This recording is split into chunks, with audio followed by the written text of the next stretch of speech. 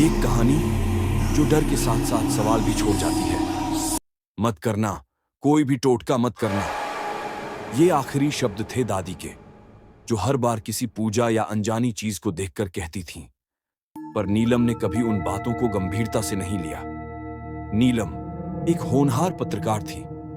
दिल्ली की तेज रफ्तार जिंदगी में वह अंधविश्वास और रहस्यों की खबरों को टीआरपी की चीज समझती थी। लेकिन जब उसे एक रहस्यमयी गांव रघुनाथपुर में हो रही अजीब घटनाओं पर रिपोर्ट बनाने भेजा गया, तो कहानी कुछ और ही बन गई।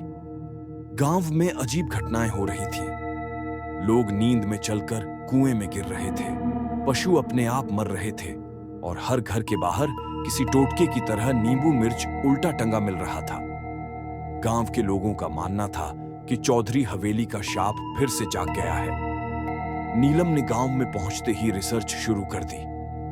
सबसे पहले वह गई चौधरी हवेली की तरफ, जो अब वीरान और उजड़ी हुई थी, लेकिन कभी वहां गांव का सबसे अमीर परिवार रहता था। गांव वाले कहते थे उनके लालच ने देवताओं का अपमान किया था, और तब से वहां टोटके शुरू हुए। नीलम को इन बातों में कोई दम नहीं लगा। उसने हवेली की तस्वीरें लीं और वहां एक रात बिताने का फैसला किया, ताकि वो सच्चाई दुनिया को दिखा सके। रात हवेली में सब शांत था, पर जैसे ही घड़ी 2:15 पर पहुंची, सब कुछ बदल गया।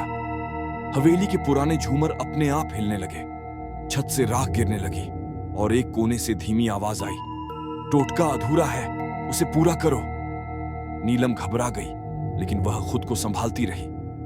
तभी उसे अपने बैग में रखा नींबू कटा हुआ मिला, और फर्श पर मिर्च की आकृति बनी थी।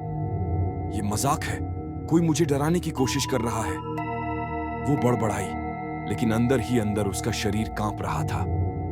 उस रात उसे एक सपना आया। वो खुद को एक औरत के रूप में देखती है, जिसने हाथ में किसी की कटी हुई छोटी पकड़ी है, और उसके चारों ओर 7 टोटकों की आकृति बनी हुई है। वो औरत बस एक बात कह रही थी, जो अधूरा टोटका करे वो अधूरी मौत मरे। सुबह नीलम ने खुद को हवेली के बाहर कुएं के पास पाया। उसके हाथों पर राख थी, और उसकी हथेली पर नींबू का बीज चिपका हुआ था। उसे कुछ याद नहीं आ रहा था।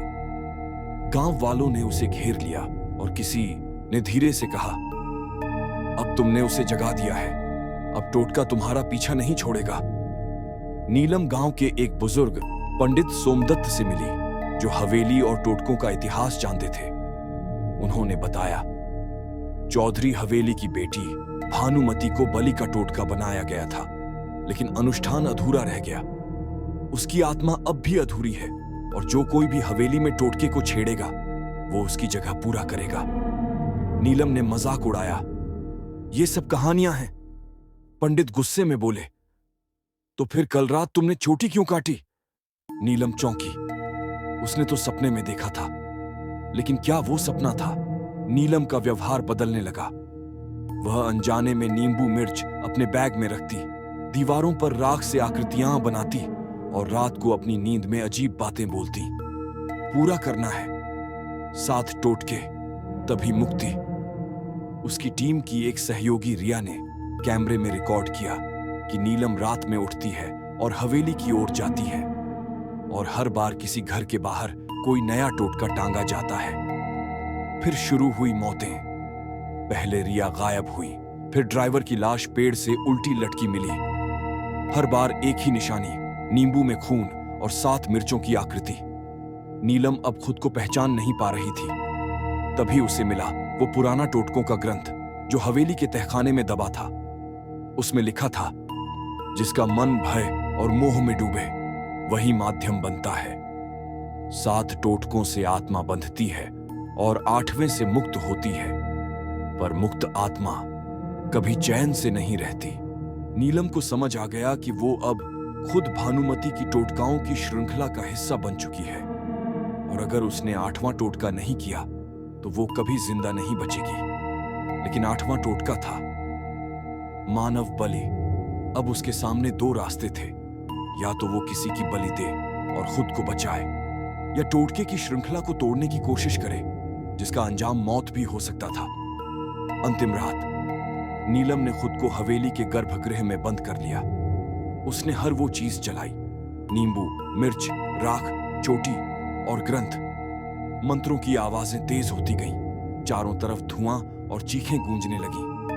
भानुमति की आत्मा प्रकट हुई, सफेद साड़ी में, जले हुए चेहरे के साथ, और बोली, टोटका अधूरा नहीं छोड़ा जा सकता।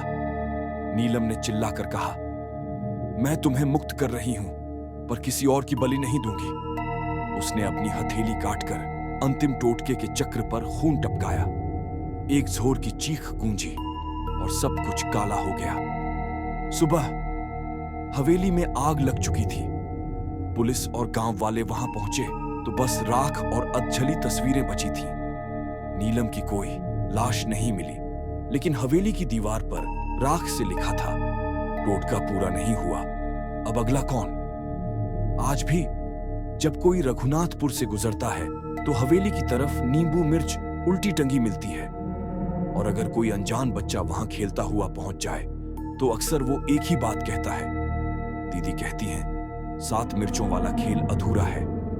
टोटका अब सिर्फ अंधविश्वास नहीं, एक आत्मा की भूख बन चुका है। और अगला कौन होगा, यह टोटका तय करेगा। रघुनाथपुर में ठंड कुछ ज्यादा ही थी उस साल। हवा में सिर्फ सर्दी नहीं, कोई और साया भी घुला था। नीलम की गुमशुदगी को 6 महीने बीत चुके थे, लेकिन चौधरी हवेली की दीवारें अब भी राख उगलती थीं। गांव वाले कहते, हवेली अब सांस लेती है, और जो अंदर गया वो खुद उसकी सांस बन गया। दिल्ली से आई रिसर्च स्कॉलर अन्वेषा को इन बातों पर हंसी आती थी, लेकिन उसका दिल हवेली के पास जाते ही अजीब धड़कने लगा। गांव में कदम रखते ही उसकी आंखें उस हवेली की टूटी छत पर टिकी रहीं, और एक परछाई सी दिखी, सफेद लिबास में कोई, जो एक तक उसे देख रहा था। पल झपका तो कुछ नहीं। गेस्ट हाउस में रात होते ही दरवाजा अपने आप खुला। टेबल पर रखा उसका कैमरा चालू हो गया, और स्क्रीन पर वही दिखा जो उसने कभी शूट नहीं किया था। नीलम की वीडियो, हवेली के अंदर खून से लथपथ बड़बड़ाते हुए, अब मैं ही टोटका हूं। रात 2 होम्बी 15 हवा बंद हो गई। दीवारों से जैसे किसी ने नाखून रगड़ दिए हों। अन्वेषा की खिड़की पर 7 मिर्चें टंगी थीं, और कमरे के बीचों बीच नींबू पड़ा था, कटे हुए इंसानी नाखून के साथ। अन्वेषा का शरीर जम गया। तभी किसी ने पीछे से धीरे से फुसफुसाया, दीदी कहती हैं, तुम अगली हो। वो पलटी, पर वहां कोई नहीं था, लेकिन फर्श पर किसी के नाखूनों के घसीटने के ताजा निशान थे, जैसे कोई घिसटता हुआ कमरे से बाहर गया हो। सुबह गांव का एक बच्चा गायब हो गया। पेड़ की जड़ में मिला उसका खिलौना, और उसके ऊपर नींबू मिर्च की उल्टी माला, साथ ही जली हुई छोटी से बंधी एक लहूलुहान गुड़िया। गांव में चीखें गूंजने लगीं। माणिक चाचा ने कांपते हुए कहा, अब हवेली किसी को नहीं छोड़ती, वो अब खेलती है, और हर बार अगला मोहरा खुद चुनती है। अन्वेषा अब हवेली के अंदर थी। कमरे जिंदा लग रहे थे। छत से गिरती राख अब गर्म थी। दरवाजे अपने आप बंद हो गए, और तभी सामने की दीवार पर खुद ब खुद लिखा गया, 9वां टोटका, आत्मा का अंश, दे दो या छीन लिया जाएगा। और सामने प्रकट हुई नीलम, सफेद साड़ी में, चेहरा जला हुआ, आंखों से धुआं निकलता हुआ। उसने अन्वेषा की ओर हाथ बढ़ाया। मुझे टोटका नहीं चाहिए था, मुझे बस कोई और चाहिए था जिसमें मैं दोबारा जन्म लूं। अन्वेषा चीखी, लेकिन आवाज बाहर नहीं गई। अब हवेली बंद है, और अन्वेषा की डायरी का आखिरी पन्ना उड़ता हुआ गांव के बाहर मिला। उस पर लिखा था, अगर नीलम टोटका बन गई तो मैं उसकी अगली कड़ी बन गई हूं। अब मेरा नाम अन्वेषा नहीं, टोटका 9 है। आज भी जब हवेली के पास कोई गुजरता है तो अंदर से एक धीमी हंसी सुनाई देती है, और दीवार पर किसी बच्चे की कंपकंपाती आवाज गूंजती है। दीदी कहती हैं, अब तुम बच्चे नहीं हो। टोटका अब आत्मा नहीं, वो एक संक्रमण है जो हर बार एक नया चेहरा पहनता है, और अगली बार वो चेहरा शायद तुम्हारा हो।